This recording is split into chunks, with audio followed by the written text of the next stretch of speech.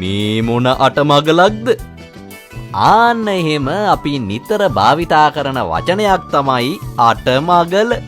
අටමගල නමින් හරි අපූර්ව අවුරුදු උත්සවයක් සංවිධානය කරලා තිබුණා.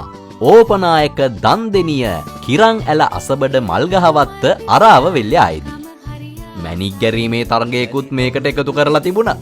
ඒ මොකද මේ අවුරුදු උත්සවය සංවිධානය කරලා තිබුණේ මැණික් කර්මාන්තය ආශ්‍රිතව රැකියාව කරන ජනතාව වෙනුවෙන්.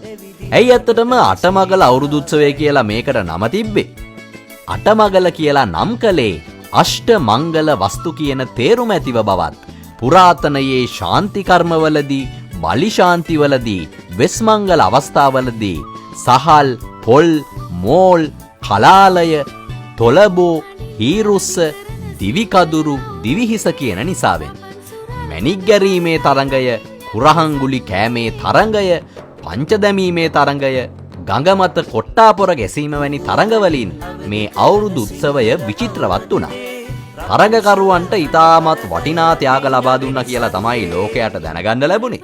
මේ අම්මුතු විදිහේ අටමගල අවුරුදු උත්සවය ගැන ලෝකයට කිව්වේ රත්නපුරේ ඉන්දිකා අයියා.